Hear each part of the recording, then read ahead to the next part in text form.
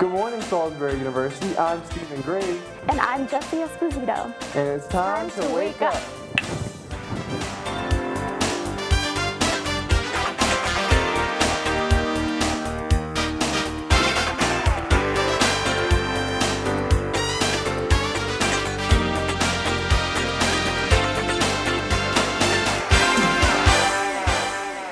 Hey Seagulls, welcome to Wake Up SU. It's very likely that students like you are itching to leave school with the much anticipated spring break looming overhead. Yep, as the weather is slowly transitioning, it can be hard to sit in class and concentrate. But with this break coming up, some students will get the chance to relax and kick back. But where is there a perfect place to spend your break on a budget? We'll get to that more later in the show. Ooh, I'm excited. Yeah. But even though spring break is next week, that doesn't mean our sports teams are just chilling beachside. Yep, that's right, Stephen. One of these teams is our very own lacrosse, and they're playing in the much anticipated War on the Shore game here at home. Sports correspondent Travis Nardella got to speak with the player Newt Krause on his expectations for the game. Thanks, guys. I'm here with lacrosse player Newt Krause just to get to know him a little bit and to ask him about War on the Shore. Thanks for joining us. Thanks for having me this morning. All right. Why don't you tell us a little bit about yourself? My name's Newt Krause. Junior here at Salisbury, lacrosse team. Been here for 3 years. Originally from Orange County, California. Recruited to come play out here, and here I am. So you're from California. Why did you choose to come play here all the way out here in Maryland?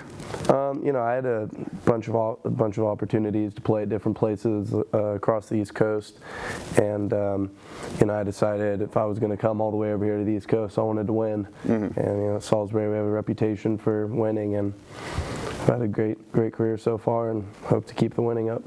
Yeah. What has been your favorite? Your best moment here so far? Definitely my favorite moment so far is winning national championship my freshman year.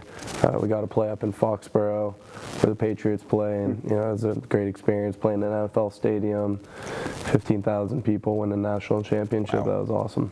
Yeah, that must have been pretty cool to play in front of that many people. Yeah, it was really sweet. How long have you been playing lacrosse? I've been playing lacrosse since I was in 7th grade, so 6-7 years. My football coach got me into it originally, and once I started playing, I just fell in love with the sport. Now, next week is the big rivalry game here at Salisbury, War on the Shore. Why don't you tell us a little bit about that? Washington College in Salisbury, long time ago, ever since the coach at Salisbury, before Coach Berkman, went over to WAC. Ever since then, we play for War on the Shore. We play for the Clark B Cup, and it's a big game. Always big rivalry, big hits, crazy games. You never know what to expect. And last year, we actually lost for the first time to WAC. So this year, we're coming back for vengeance, and it's going to be a big game. Yeah, it's here this year, right? Yep. Now it's during spring break. Now is that going to change anything? 'Cause usually it's a really good atmosphere, and I don't know, a lot of kids are going to be home for spring break. Do you think that's going to change a little bit? For the students that are still here, it's on that Tuesday, so if students wanted to stay for a couple days, that would be awesome. I know the community's still going to be out there. Yeah. We're going to have plenty of alumni there.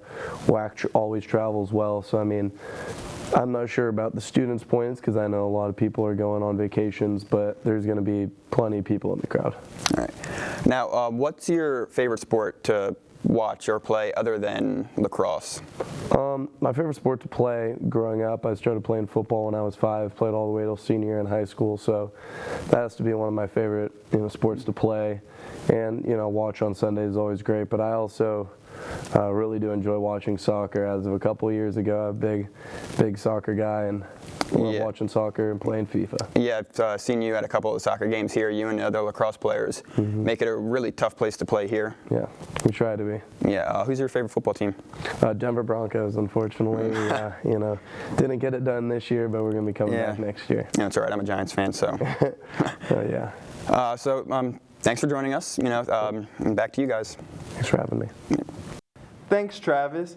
And that War on the Shore game is next week, spring break week, on Tuesday, March 18th, here at Salisbury University. In other news, Salisbury University continues to be one of the best value colleges when it comes to education, according to one national magazine. Kiplinger's Personal Finance magazine names SU as one of the best 25 college values under $30,000 a year. This new list is a part of the publication's online college finder for students and parents. And one SU Foundation board member also receives honors for her outstanding achievements in business. Susan Purnell was named one of Maryland's top 100 women for 2014 by the Daily Record. Purnell is a proud owner of the 6th oldest independent jewelry store in the United States. She is also the co-founder of the annual Jack Purnell Chris Thomas Memorial Tennis Tournament held here on campus. Now, the Baltimore-based business newspaper recognizes women with great achievements in business each year. And past recipients include business professor here Paula Morris and Salisbury University President Janet Dudley Eschbach. Are you interested in studying abroad in the coming seasons? Well, the Salisbury University Center for International Education wants to remind you of some deadlines. Some good news, the deadlines for summer and fall have been extended until March 15th for the summer and April 1st for the fall. Any student can apply through the university website. And Salisbury University's very own Crew recently partnered with the Global Aid Network, otherwise known as GAIN, and hosted a campus-wide food packaging event in order to pack 40,000 meals of rice and beans for Syrian refugees. The event took place this past Saturday, March 8th at the Salisbury Bible Fellowship Warehouse. In just 2 hours, over 250 students and non-student volunteers from organizations, clubs, fraternities, sororities, and churches helped to exceed their goal and packed over 41,000 meals. The total cost in order to purchase the rice and beans was $10,000. However, they only raised less than $5,000. If you'd like to donate, you can do so by visiting give.crew.org. Wow, you definitely should donate. That sounds like a great cause. Yeah, it was great. I volunteered there. Best did you? experience, yeah. It was great. Jesse's always volunteering everywhere. I mean, it's really nice because I'm not always the only one. It wasn't like familiar faces. There was a lot of new faces there. I know I saw so many people, especially from sororities. I was really amazed about that. Yeah. And we got so many people, like more than we were definitely expecting for an off-campus host place. So it was really great in that aspect. And the whole time while we were like packaging the rice and the beans, they had music going on. So it was a real party, I'd say. So I'm assuming you met a lot of people as well. Oh yeah, it was great.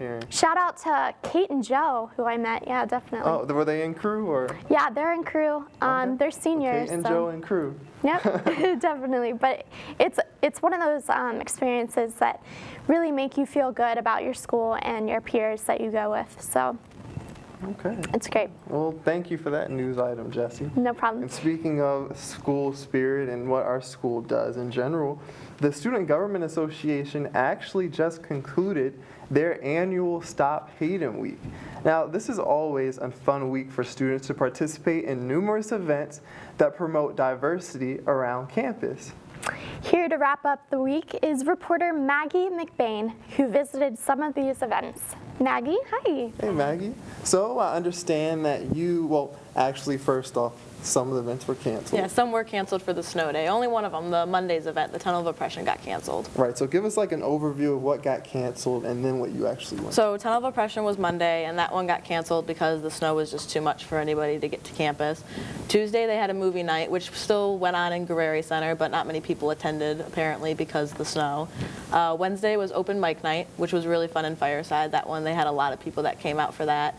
Thursday was the multicultural food event, so they had a bunch of different food lined up for a bunch of different people to come in and see different cultures and how they eat versus how we eat here.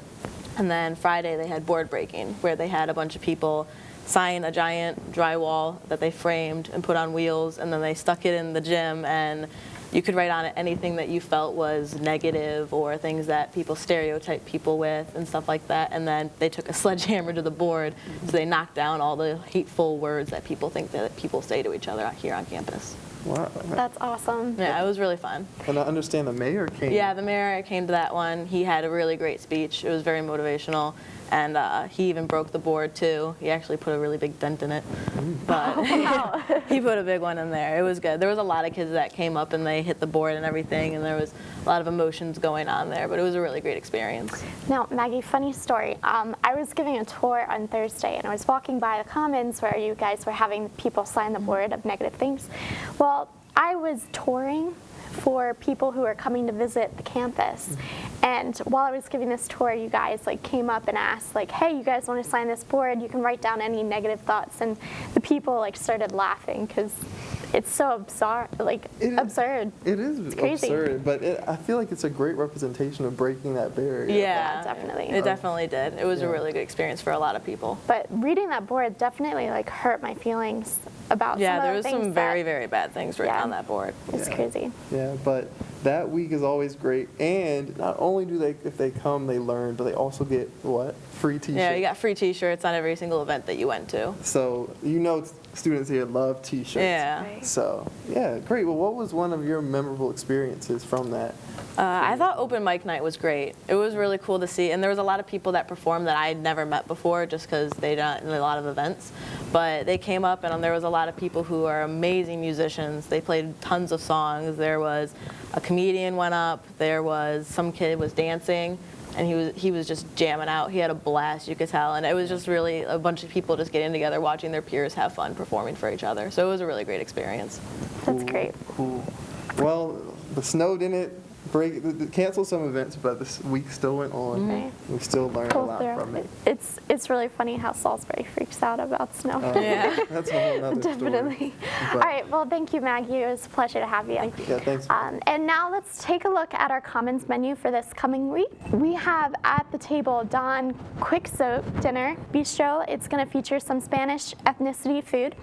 And St. Patrick's Day, March 13th at the Dinner Bistro, and I believe they're going to have some nice chocolate coins there for us to grab on our way out as well. So that should be exciting. And now let's take a look at our SOAP calendar to see what student activities is holding for campus for students to take advantage of. First of all, we have a Westmore lecturer who's coming to the Comico room. He's a very revered speaker who will be speaking at 7 p.m. Also, we have a Too Much auditions, which is for an upcoming show where students can come out and audition for that show right here in TTC. Then on the 12th is a SOAP giveaway day in Fireside where they just give away all T-shirts and anything that students want collected throughout the semester. And Anchorman 2 is playing in Devil Biz Hall 123 at 9 p.m. I haven't seen that movie, but I heard it's really good. And then we have a comedian coming to the Comico room at 8 p.m. And of course, the last day of class before spring break is Friday the 14th. So I'm pretty sure students will be heading home that day, if not Thursday, to get out of here as quickly as possible. But that's some of your Commons food items and your student activities. But we're going to take a quick break. But when we come back, we'll hear about some cool spring break destinations for college students on a budget, and how to transform your winter clothes items into breezy spring look and feel. We'll be right back, but in the meantime, take a peek at your weather outlook for this week.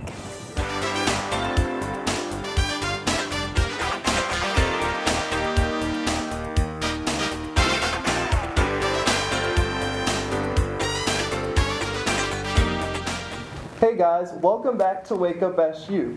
Are you tired of schoolwork? Are you tired of this cold, bitter weather like the snow we had last week?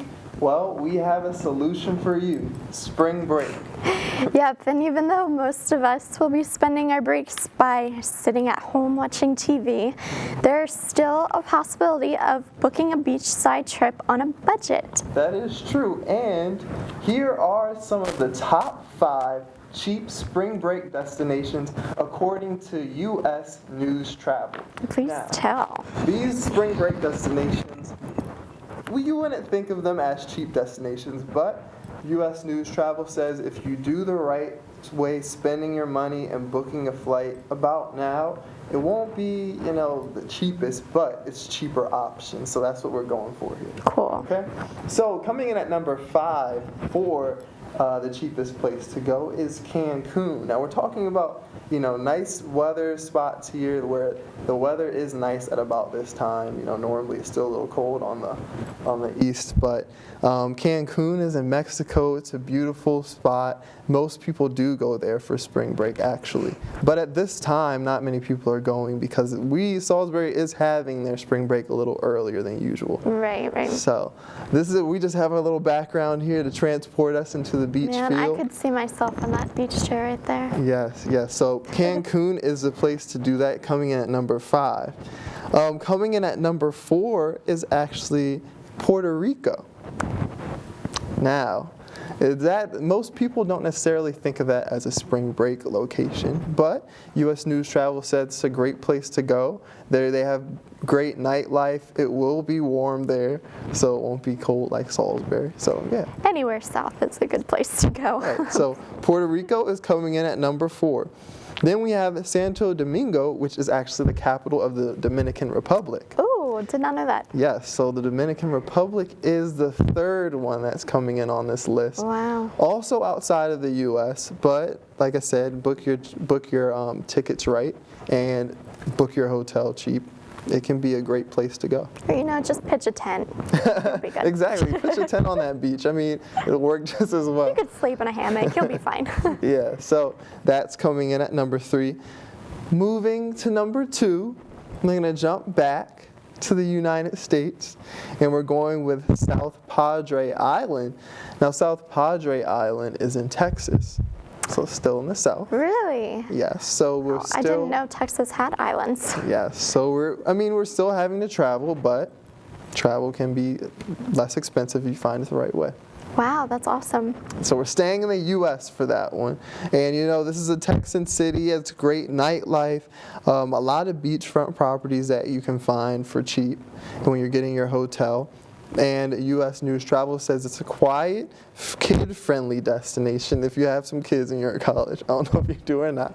But it's a kid-friendly destination, and it's great.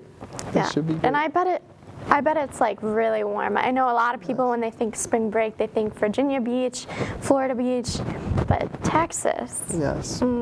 Texas will be very warm. And like I said, right now, looking outside your door, you may not think that it may be warm places, but it's getting warmer out there, just not here. Right, of course. And coming in at number 1 is Daytona Beach in Florida. Of course. So this being the cheapest spot to go is understandable. It's right here in the United States, and it's on the East Coast kind of, so you can go down, drive maybe. Like me, I'm going to Panama City Beach. Oh, a nice road trip. Yep, a nice little road trip. Don't even have to book a flight for that trip.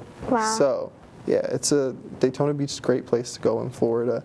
I'm hoping that it's very warm there because I will be in Florida. Are you really? Yes. Where are you going? Panama City Beach. Oh. So That yeah. didn't make the top 5. It didn't make the list, but we planned far in advance. I'm sure right now it would be expensive. Are you going but with family, friends? Going with friends from Salisbury. That sounds like a good time. Yeah, so it should be fun. But like I said, number 1, Daytona Beach. So if you're interested in any of those that we listed, U.S. News Travel has a list online. Go check that out.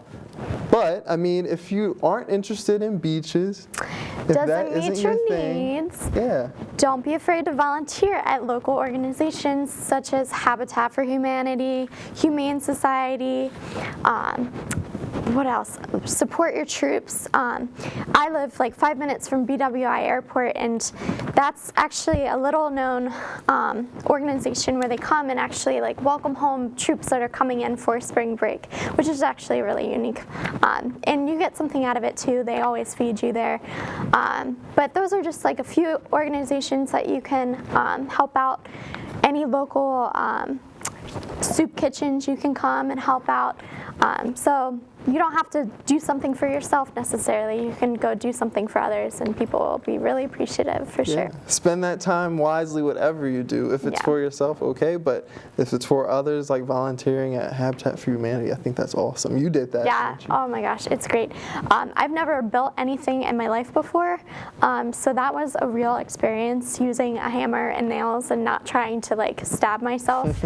But it was definitely really great. You learn a lot, and the people that like tend to help out at these organizations have really great stories, and you get to talk with them, and they're just really awesome connections too, and they're good resources for any future resume building. So yeah. So if you are thinking about volunteering at Habitat for Humanity and haven't picked up a hammer, there's people to help, right? So, oh yeah, definitely. Yeah, so like I said, spend that time wisely, whatever you do. But those are some ideas for you when you're headed out for spring break. There's plenty of things to do rather than sitting at home watching TV. So, I mean, that's not bad, but it's not bad. But anyone who needs a break from homework. Yeah, that is true though. But so whatever you do, right, enjoy that spring break. All right, but thanks, Jesse. Great advice for the volunteering as well. We will be right back, and we'll be back to show you how you can make your jeans into a stylish spring clothing item coming up. So stay with us.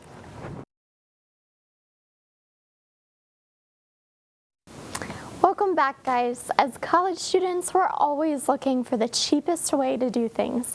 And here to show us a way to make some cool shorts out of your old jeans is correspondent Sierra Mitchell-Tree. So Sierra, what do you have for us today? Hi guys, I know spring is coming up, and for spring break, you guys might want to make your own shorts out of your old jeans. It's a good, cheap way to do it.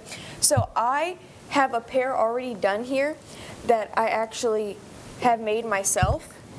Oh wow, that's great. Yeah, these are from old jeans that I had, they're a light wash, and I cut the bottoms like to whatever length you want, depending on how comfortable you feel. And so I just cut those off. I kind of made it like messy, like it doesn't have to be neat, that's the thing. You don't have to be a designer to do this, because I'm not. And I can do it on my own. You just cut them, and then to get these like tears in it. Oh wow, that's great. Yeah, all you have to do is use a scissor, and you just rub it across like this. Like you open the scissor up and you rub it across like that to get these type of holes in them. Wow, that's great. Yeah, so I'm just going to show you.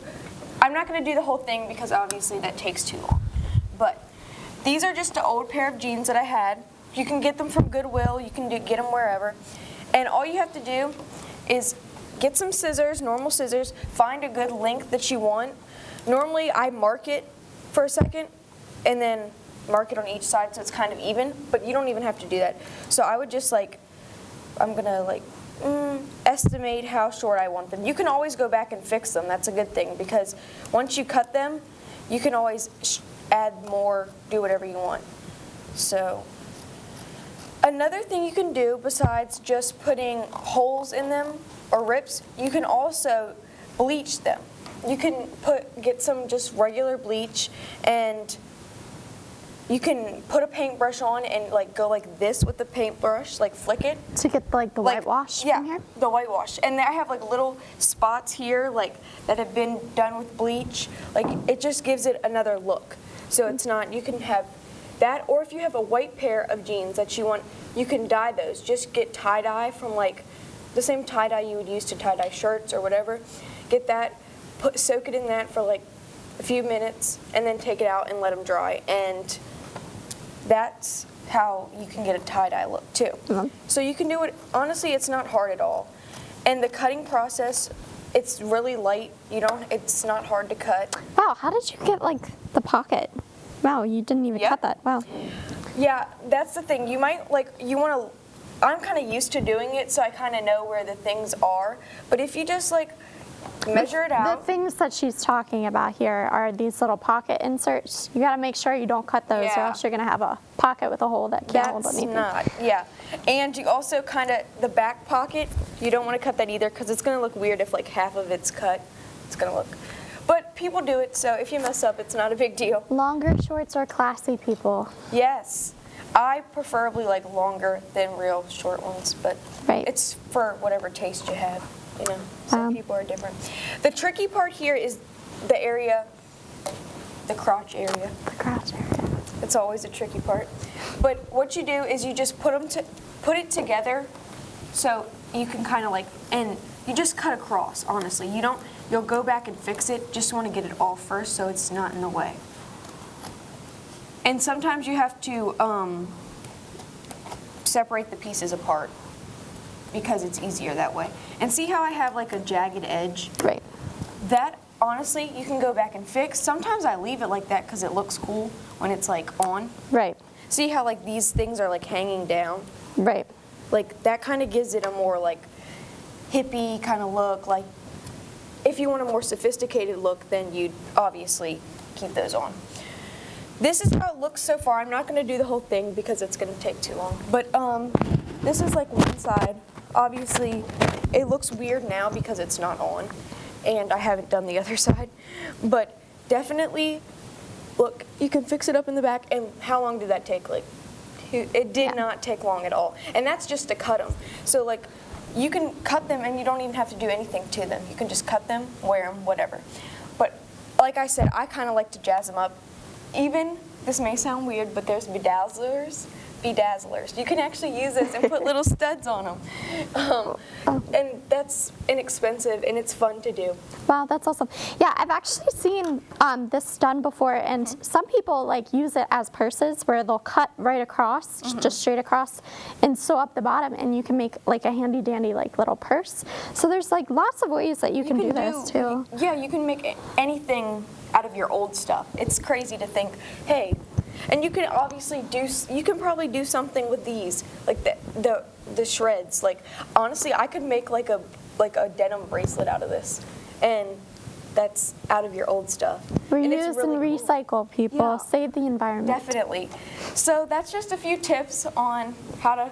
Right. And I was thinking, you said like you can make these classy too. Like if you don't want the jagged Yes. hems, Edge. you could always like flip it up. And honestly, they have these little things that are little stickies that work like great. And you get them from the dollar store and they work and they can hold these up for you without having, if you don't know how to sew.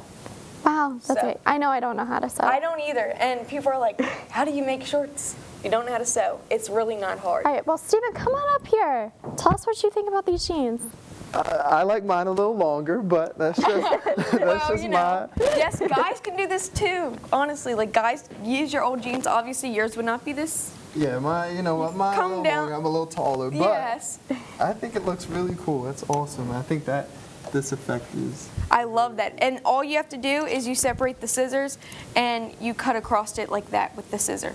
That's awesome. And it's not hard. And I'm sure you can always go online too. And Oh yeah, there's look up. tutorials on YouTube if you need help. So. All right, well, thank you so much, Sierra. It was Thank great you. having you. That Thanks was for having Sierra, me. for This is that. an awesome DIY. Try it at home. And so I think that's all we have for you today. Thank you for joining us, guys. Yep. Thanks. Always join us the week after next, because next week is spring break. We can put all of our advice to use and just have a great, relaxing break, guys.